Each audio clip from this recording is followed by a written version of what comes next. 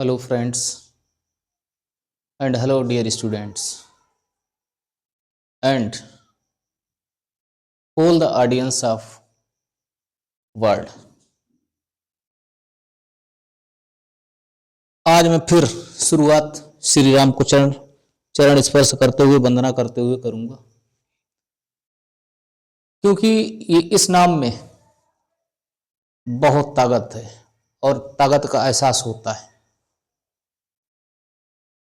और ये इस बात को मैं क्यों कह रहा हूं, क्योंकि जीवन में बहुत समस्याएं आती हैं, बहुत प्रसन्नताएं आती हैं, कभी सुख है तो कभी दुख है। लेकिन जितने सुख के साथी हैं वो आपका वास्तव में कोई नहीं है, पक्का मान लीजिए। ये हमारा व्यक्तिगत अनुभव है। और जितने भी हमने महान लोगों की, संत लोगों को देखा है और उनके बारे में पढ़ता हूं, तब मुझे महसूस हो रहा है हर कोई जब आपका साथ छोड़ देगा तो मित्रों, हनुमान जी को याद करिए। और हनुमान जी को याद करने का सबसे बढ़िया तरीका जानते क्या होता है। कवन सो काज कठिन जग माही, जो नहीं होई तात तुम पाही।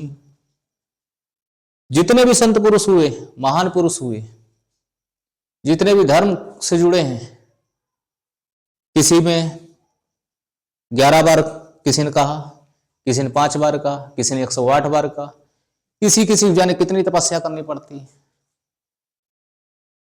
लेकिन यह बिल्कुल सही बात है कि हनुमान जी अष्टनिधि के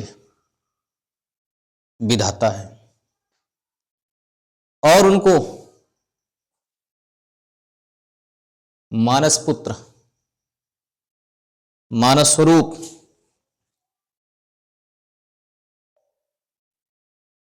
भोले बाबा मतलब शंकर जी का माना जाता है।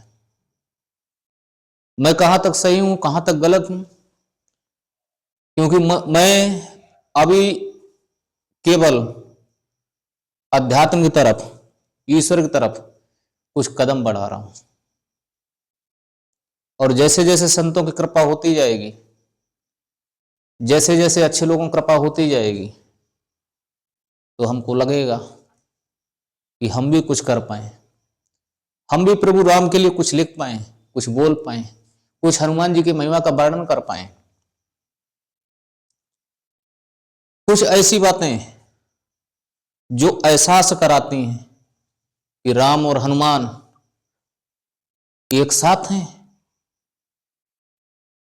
और जो मैं सोचता हूं वह होने लगा। मैं यूट्यूब पे वीडियो डालता हूं, मैथ्स बाय अनुसार चैनल का नेम है। तेज खबर जो हमारा सोशल मीडिया का पेज है। मिश्रा इंस्टीट्यूट में मैं कभी क्लासेस पढ़ाता था। कुछ परिस्थितियां ऐसी हुई जिसको अभी बताना उचित नहीं समझ रहा हूं, लेकिन एक बात अवश्य कहूंगा कि कर्मों का जो जाल है, जो आपके कर्म रहे, और उन कर्मों में जो पिछले जन्मों में आपके साथी थे, इस जन्म में भी वो हमारे साथी बन गए। मुझे कहना ही नहीं पड़ता है, जो मैं सोचता हूं ईश्वर श्री राम और हनुमान जी उनको सीधे मेरे घर पर ही भेज देते हैं।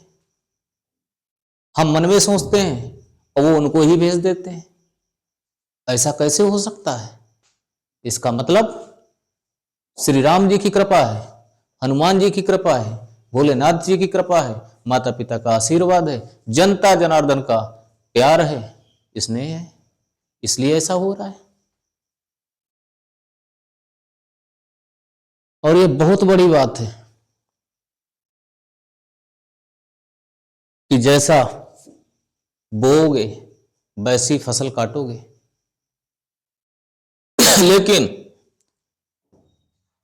केवल परमात्मा में वो ताकत है, वो ताकत है राम नाम में, वह ताकत है हनुमान में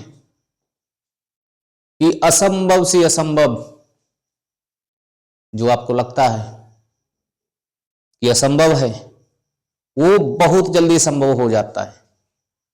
और एक बात हमेशा ध्यान रखिए, जो आपके आलोचक हैं, जो आपके चिंतक हैं, जो आपको मार्गदर्शन देते हैं, जो आपकी आलोचना करते हैं और जो आपको बार बार समझाते हैं, वही आपके असली शुभ चिंतक हैं, वही आपके वेल विशर्स हैं।